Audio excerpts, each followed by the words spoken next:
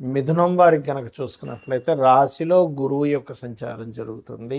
రాశిలో గురువు అదేవిధంగా మీకు దశమ స్థానంలో శనికి 2 పాపగ్రహాలు కలిసి ఉన్నాయి. మీకు దశమ స్థానంలో ఏకాదశంలో శుక్రుడు మరియు భాగ్యంలో రాహు, 3లో కేతు, ఈ రకంగా చంద్రుడు, రాహు, గురువు, బుధుడు కూడా అక్కడే ఉన్నాడు. అయితే ఈ యొక్క గ్రహస్థితిని అనుసరించి మీకు ఎలా ఉండబోతుంది, ఏ విషయాల పట్ల మీరు జాగ్రత్తగా ఉండాలి అనేటువంటి అంశాలు చెప్తుంది నేనైనప్పటికీ చెప్పిస్తుంది సాక్షాత్ లలిత అమ్మవారిగా భావిస్తూ ఆ లలితాంబిక అమ్మవారి యొక్క అనుగ్రహం మీకు పరిపూర్ణంగా కలగాలని మనస్ఫూర్తిగా కోరుకుంటూ, ప్రధానంగా ఇక్కడ మీరు గమనించినట్లయితే ఈ గ్రహస్థితి ఏదైతే ఉందో, ఇప్పుడు ప్రస్తుతం ఉన్నటువంటి గ్రహస్థితి ఏదైతే ఉందో మిథునం వారికి దశమాధిపతి రాశిలో ఉండడం అనేటువంటిది ఉద్యోగ అవకాశాలు వద్దన్నా వస్తాయి.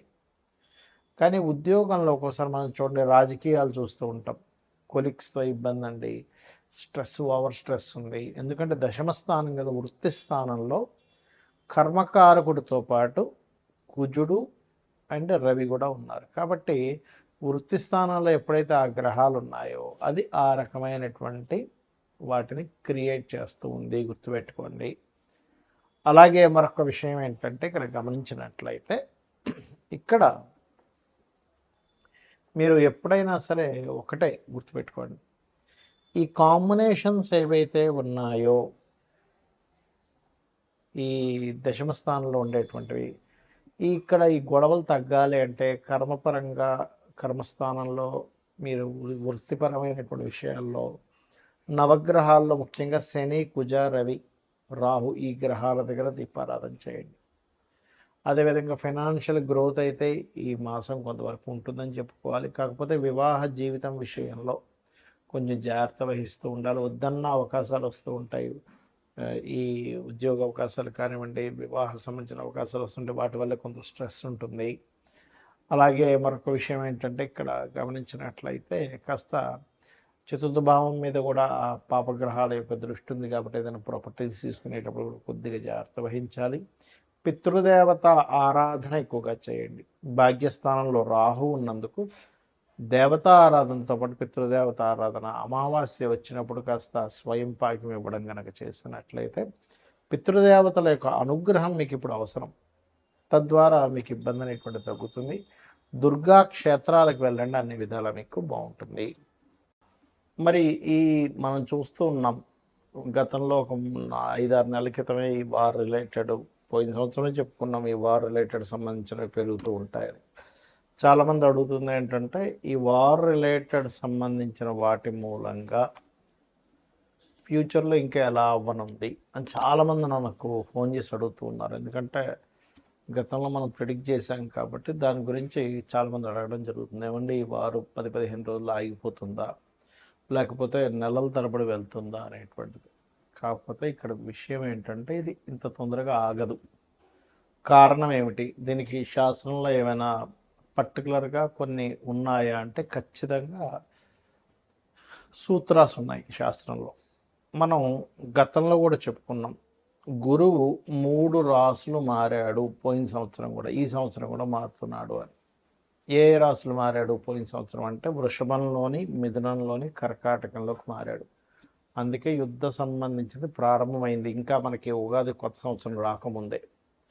అదేవిధంగా అప్పుడు మనం చెప్పుకున్నాం గోల్డ్ రేటు, ముఖ్యంగా సిల్వర్ రేట్ విపరీతంగా పెరుగుతుందని. అదే రకంగా మనకి వీడియోలు కూడా ఉన్నాయి. అండ్ పీఠాధిపతులు గొడవలు పెట్టుకోవడం, ఇవన్నీ కారణం అదే. అయితే ఈ సంవత్సరం కూడా కర్కాటకంలో మనకి మిథునంలో ఉండేటువంటి గురువు కర్కాటకంలోకి, సింహంలోకి మారుతున్నాడు. గతంలో ఏం జరిగింది, వృషభంలో ఉండే గురువు మిథునంలోకి వచ్చి కర్కాటకంలోకి వచ్చి మళ్ళీ వెనక్కి వచ్చాడు. సో ఎప్పుడైనా సరే 3 రాసులు మారేటప్పుడు అది జన నష్టాన్ని, అందులో ముఖ్యంగా యుద్ధపరంగా విపరీతమైనటువంటి జన నష్టాన్ని కలిగిస్తుంది. కాబట్టి ఇండియాలో ఉండేటువంటి వారికి పెద్ద నష్టమేమీ ఉండదు, కానీ విదేశాల్లో ఉండేటువంటి వారికి మాత్రం కాస్త ఎక్కువ నష్టం ఉంటుంది. కాబట్టి ఇండియన్స్ ఎవరైనా విదేశాల్లో ఉన్నట్లయితే వారు కాస్త వీలైనంత మట్టుకు అక్కడ సేఫ్ జోన్స్లో ఉండడం మంచిది. ఇప్పుడు Saudi countries, Dubai countries, America పర్టికులర్గా. ఎందుకంటే ఇది న్యూక్లియర్ సంబంధించిన దాడులు. అంటే మనకి చూడండి, మనకి హిరోషిమా నాగసాకి మీద వేశారు అప్పుడు ఒకసారి. దానివల్ల ఏంటి, కొన్ని కోట్ల మంది, కొన్ని లక్షల మంది చనిపోయారు. అలా ఏంటంటే ఒక పెద్ద విస్ఫోటనలాగా జరిగేటువంటి బాంబ్స్ వేయడం కూడా జరుగుతుంది. ఒక దేశం అయితే కంప్లీట్గా, 1-2 దేశాలు కంప్లీట్గా రూపాలు లేకుండా పోయేటువంటి స్థితి ఉంది ఇప్పుడు ఉండేటువంటి గ్రహస్థితి. ఇవన్నీ మనం ఎందుకు చెప్పుకుంటున్నామంటే, ముందు సామాన్య మానవుడికి ఏమీ జరగకూడదు. ఇలా జరగకుండా ఉండాలంటే మనల్ని రక్షించేది, నడిపించేది, మనల్ని తల్లిలా చూసుకునేటువంటిది అమ్మవారు.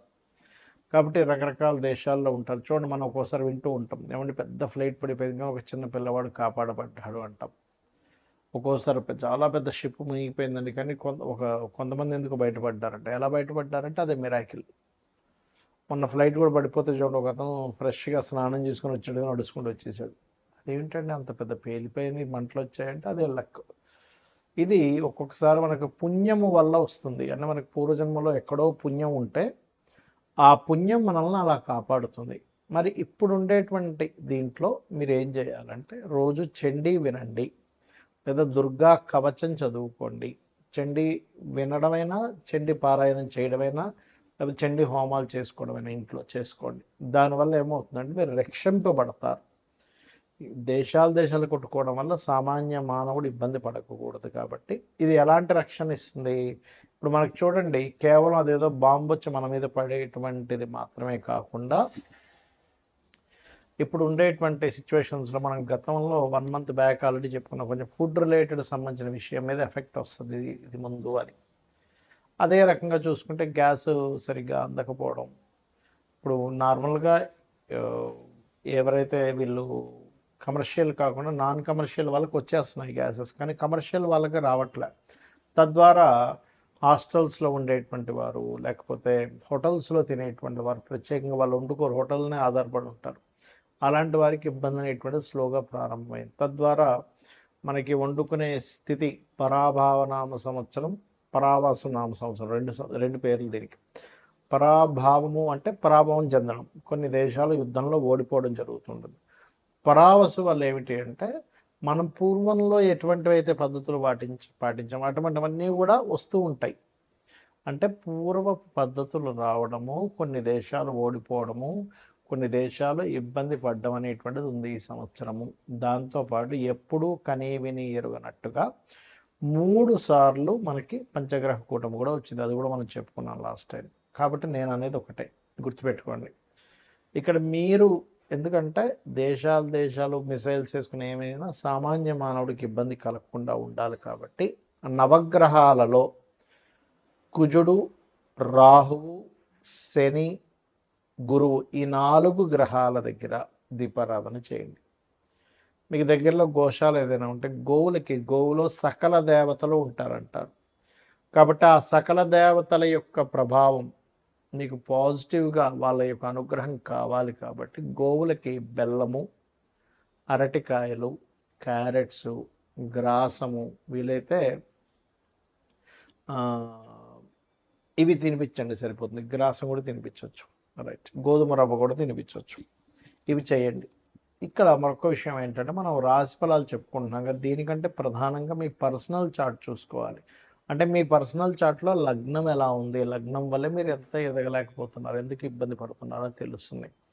ధనస్థానాన్ని చూసుకుంటే మీ పర్సనల్ చార్ట్లో మీకు ధనము ఏ దేవతను ఆరాధించడం ద్వారా ధనం వస్తుంది, ఏ మార్గంలో వెళ్ళడం ద్వారా మీరు ఫైనాన్షియల్గా బాగా గ్రో అవుతారు, ఎప్పుడు ఎవరికి ధనం ఇవ్వచ్చు, ధనం విషయంలో ఎప్పుడు డైరింగ్ చేయొచ్చు, ఎప్పుడు జాగ్రత్తగా ఉంచుకోవాలి, ఎప్పుడు కొరత వస్తుంది అనే విషయం క్లారిటీ వస్తుంది.